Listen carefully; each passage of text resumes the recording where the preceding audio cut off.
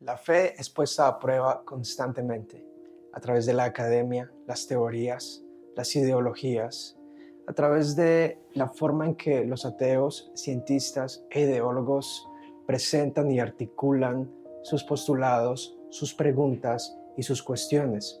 Eso nos puede hacer dudar de la veracidad de la Biblia, de Jesucristo, su historicidad y también de la experiencia que tenemos de la fe. No podemos solo sustentar nuestra fe en la experiencia, desconectando nuestra razón, pero en ocasiones las circunstancias, lo que vemos alrededor, cómo nos vemos nosotros y lo que pensamos de Dios, hace que esa fe tambalee, que sintamos, que deslicemos. Eso es lo que siente el salmista Asaf en el número 73, el Salmo número 73. Este episodio cambiamos mucho la dinámica y a lo mejor quieras verlo como un devocional, como una enseñanza para fortalecer tu fe.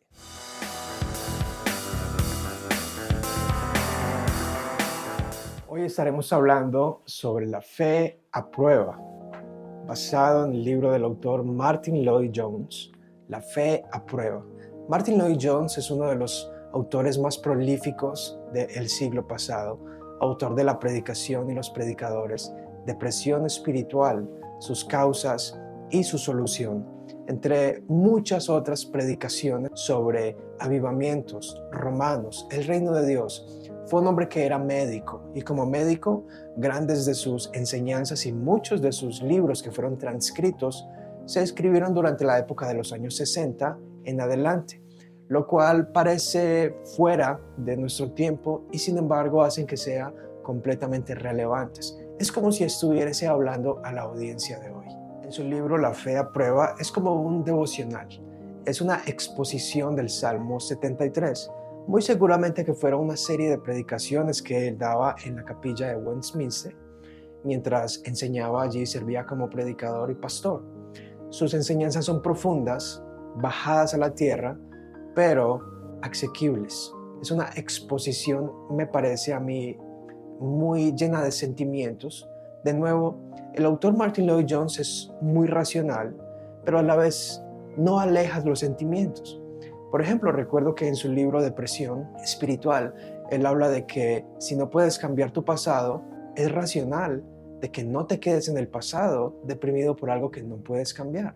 Y sin embargo, recuerda tener en cuenta el temperamento de la persona y si hay un pecado en particular que te hace regresar a esos recuerdos o a esa depresión. Así que él es muy racional y a la vez no aleja la parte empática, los sentimientos, lo experimental. Y eso es lo que él hace en este libro, una exposición del Salmo 73. En su prefacio, él dice lo siguiente: el salmista nos relaciona su propia experiencia, descubre su alma a nuestra mirada de la forma más dramática y nos guía paso a paso de un desespero muy cercano a un triunfo y seguridad final. Así que en esta exposición lo que nos va a mostrar es que el salmista que nos dice, bueno es Dios con Israel, a los limpios de corazón. Y luego él empieza con ese triunfo, es decir, él va a empezar con esa conclusión de lo que la experiencia de su fe a prueba, cuando sintió que tambaleaba y casi se desliza, nos va a mostrar cuáles eran las lecciones de esa experimentación que él tuvo, de esa aventura que él tuvo cuando su fe fue puesta a prueba. Soy Anderson Ocampo y antes de continuar no olvides darle clic en suscribir, es absolutamente gratis, ya que la mayoría de los que ven mis videos infortunadamente no están suscritos. Recuerda escuchar en Spotify, Apple Podcasts, Amazon Music, en la plataforma de audio que tú prefieras. Comparte, comenta y bienvenido a este episodio de Cosmovisión. Ahora, es importante entonces nosotros entender el lugar donde está ubicado el Salmo número 73. Primero que todo, el autor es Asaf, otro salmista. Es decir, que el rey David no escribió todos los salmos, sino que los salmos son una colección de poemas, el Salterio, así se llama en el hebreo, en donde se dice que David escribió como mínimo los primeros 70 o 72 salmos. Y el Salmo 73 está ubicado estratégicamente.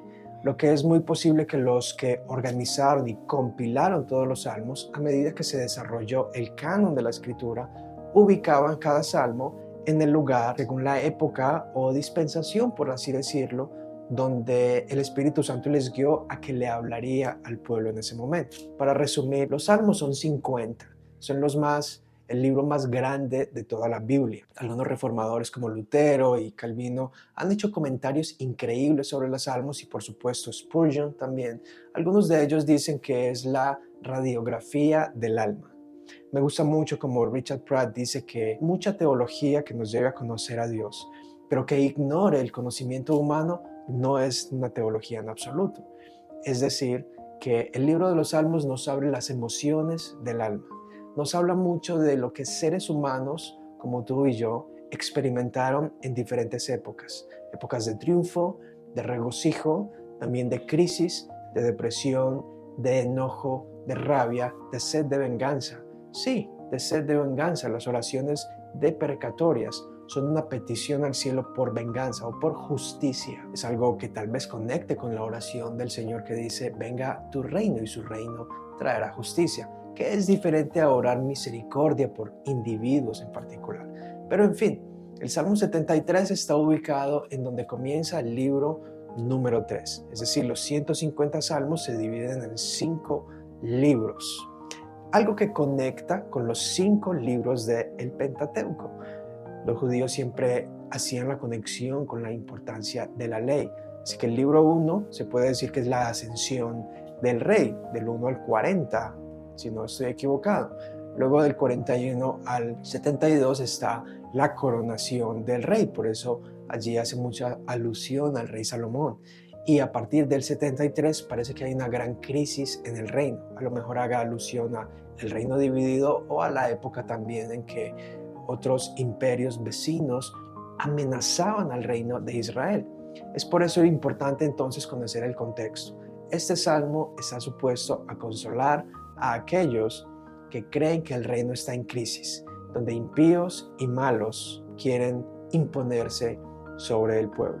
Y esto es lo que comienza diciendo el salmista. Ciertamente bueno es Dios para con Israel, para con los limpios de corazón. Algo que Martin Lloyd-Jones destaca aquí es que Dios es bueno con Israel. Sin embargo, hace una excepción para con los limpios de corazón. Y la expresión limpios de corazón tiene mucho que ver en el Antiguo Testamento, como quién subirá al monte del Señor. Los limpios de corazón, los que no han derramado sangre con sus manos. Así que aunque el pueblo de Israel era la nación elegida y está supuesta a llevar la gloria de Dios desde la tierra prometida al mundo, Dios es bueno con los limpios de corazón. Hay muchos del pueblo pactual que fueron condenados. Jamás tuvieron una fe genuina. Por tanto, los limpios de corazón hacen el foco de la lección que Asaf aprendió. Así que si este libro es el resultado de un sermón, una predicación de Lloyd-Jones, él lo divide de la siguiente manera. Primero, declarando el problema. Allí se enfoca en cuál es el problema.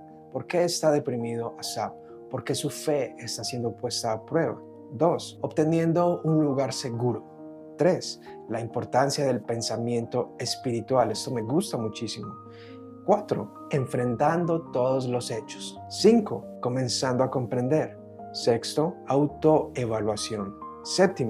Alergia espiritual. Ese también me gusta muchísimo. 8. A pesar de todo. 9. La perseverancia final de los santos. 10. La roca de los siglos. 11. Una nueva resolución. En el capítulo 1, entonces, él nos habla de declarar el problema.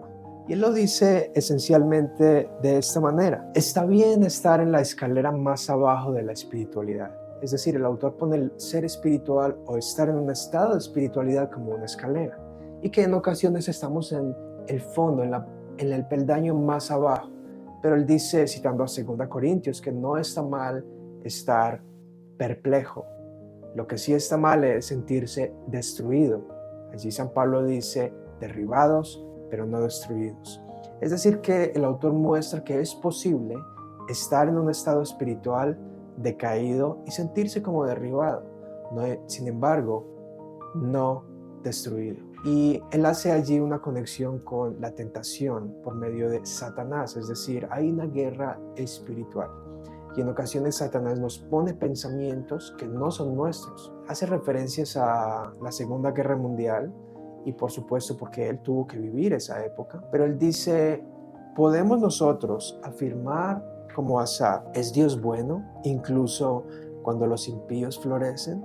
A pesar de la crueldad de un enemigo o la traición de un amigo, a pesar de lo que a usted le sucede, puede usted decir, Dios es siempre bueno, no hay excepción, no hay calificativos. Puedes decir eso porque si no lo dices, entonces eres culpable de pecado.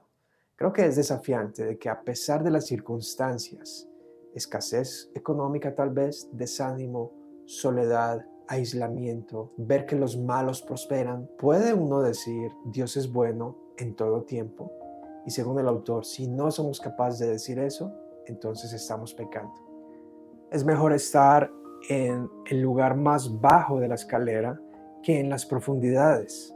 Este hombre comenzó en lo más bajo y desde allí comenzó a ascender. ¿Cómo lo hizo? Es lo que pregunta el autor y él nos da 3 claves para seguir el hilo de este salmo. Número 1, la perspectiva o entendimiento sobre Dios. Número 2, lo que Asaf entendía de él, cómo él se veía. Y número 3, cómo él veía a su alrededor. Y estos son los versículos claves, algunos de los versículos claves. Dice en el versículo 2, en cuanto a mí, casi se deslizaron mis pies. Aunque él dice que casi desliza, realmente no desliza. Siempre estuvo en un momento de tentación. Jones dice que siempre deberíamos en nuestra vida tener una lista de absolutos, cosas que jamás consideremos hacer. Esto lo habla en la tentación cuando los pensamientos y dudas monopolizan nuestro enfoque. Ser siempre positivos, es decir, no proclamar nuestras dudas, carencias de certeza a los 4 vientos. Listar los hechos es muy importante con el objetivo de mantenerse en tierra firme y aunque se sienta a punto de deslizar, que así no sea.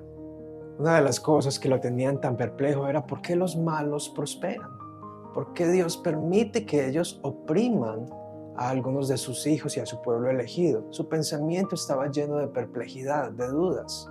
No tenía certeza, pero algunas cosas en su pensamiento lo obligaban a permanecer fiel en medio de las dudas. Esto es lo que dice Martin Lloyd-Jones. Él era un hombre infeliz, se sentía perplejo, era un problema terrible, pero hasta que fue al santuario de Dios, todo comenzó a aclararse. Se estableció de forma recta y comenzó a escalar de nuevo la escalera hacia arriba hasta que eventualmente alcanzó el tope, la cima, y pudo decir, Dios siempre es bueno con Israel, sin excepción. Eso lo encontramos basado en el verso número 17, donde Asaf dice, hasta que entrando en el santuario de Dios, entendí el fin de ellos.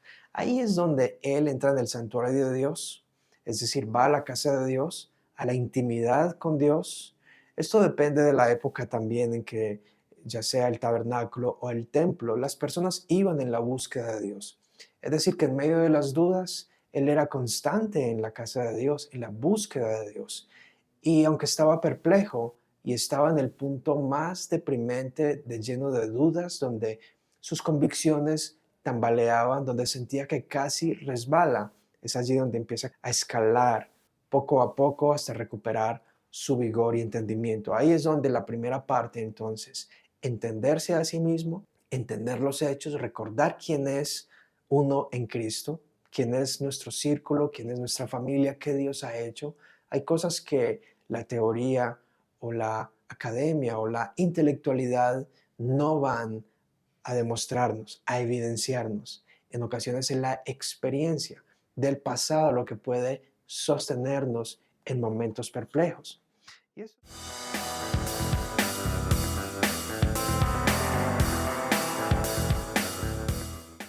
Y eso es entonces lo que él comienza a experimentar, a tener un pensamiento espiritual. Eso es lo que dice Jones. Toda la vida cristiana es espiritual, no solo partes de ella, no solo el comienzo. Es decir, que allí él empieza a mirar el mundo, los malos, los impíos, que prosperan, los injustos, todo a su alrededor de una forma espiritual. El autor dice que hay gente en su iglesia que el domingo son espirituales, pero cuando salen de la puerta de la iglesia comienzan a hablar de política de una forma completamente carnal. Pero si todo es espiritual, significa que Dios tiene algo que decir acerca de todas las cosas. Y esto es entonces lo que este autor nos enseña de algunas lecciones y reflexiones sobre el Salmo 73. Así que lo segundo es, ¿cómo ve Dios las cosas? Pensar espiritualmente. Y esa es la lección que él aprende cuando en medio de su debilidad, en medio de sus dudas, acude al santuario. Porque luego del santuario de Dios dice que entendió el fin de ellos. De nuevo, no se puede desconectar la emoción, los sentimientos del pensamiento espiritual. Él entendió, y cuando el entendimiento es alimentado, entonces nuestra vida es afectada. Por eso hay que tener los hechos claros, porque el entendimiento de un hecho conlleva a otro y eso conforma una cosmovisión de vida. Y en ocasiones es importante evaluar en qué punto nosotros hemos formado una idea equivocada de Dios o de nosotros o de este mundo que nos ha causado problemas. Luego en el verso 18 dice, ciertamente los has puesto en deslizaderos, en asolamientos los harás caer. Ahora no es él el que está a punto de resbalar, ahora son los impíos los que sin duda alguna van a resbalar. Es Dios quien los puso en esas posiciones de prosperidad y desde la óptica de Dios es un resbaladero. El impío va a caer. Y por eso los salmos y la Biblia es una unidad recíproca interconectada, porque esto es un eco del Salmo número 1, donde habla del justo y de los malos. El justo todo lo que haga prosperidad, pero los malos no estarán de pie en la congregación de los justos. Lloyd Jones concluye que el salmista encontró lo que realmente era la causa de sus problemas. Estaba pensando mal sobre los impíos. Estaba pensando mal acerca de Dios, porque él pensaba que a lo mejor Dios estaba siendo injusto y se había olvidado de él. Pero la causa final de todos sus problemas era que él estaba pensando mal acerca de sí mismo. Y era la razón por la cual todo parecía irle tan mal y tan injusto, tan disparejo. Entonces, el Salmo 73 nos enseña que Dios es bueno con Israel, con los limpios de corazón, y que el salmista aprendió que estaba pensando mal sobre él, sus pensamientos eran carnales, no eran espirituales, su pensamiento sobre Dios era materialista, no espiritual, y en consecuencia, la causa de sus problemas, de su fatiga espiritual, de su depresión, de que su fe fue puesta a prueba, era él mismo, sus dudas. Finalmente, el salmista dice, ¿a quién tengo yo en los cielos sino a ti? Estas lecciones lo conllevan a pensar espiritualmente, correctamente. Y es necesario enfatizar y recuperar un pensamiento, un ejercicio espiritual. Hoy día no se puede pensar si estamos tan concentrados en las redes sociales, en lo que pasa a nuestro alrededor, en las noticias. El mundo nos inunda, nos abruma. Noticias de aquí, noticias de allá, tantas cosas, el celular vibra, mensajes, son absolutamente adicciones, cosas que nos drenan y nos causan dudas. Y esto es lo que el autor dice acerca del pensamiento, acerca de la mente y de que Asaf comenzó con su corazón, sus dudas venían de su corazón, porque los malos pensamientos y todo viene del corazón, pero termina con la mente, es decir, la mente es lo que le llevó a alimentar esas convicciones en su corazón. Él dice, la mente, el entendimiento es el don supremo del hombre. Sin duda alguna es parte de la imagen de Dios. El poder de la razón y de comprender cómo pensar y el porqué de las cosas, si deberíamos o no hacerlas, es una de las cosas que nos distingue de los animales. Se hace mucho énfasis entonces en el entendimiento.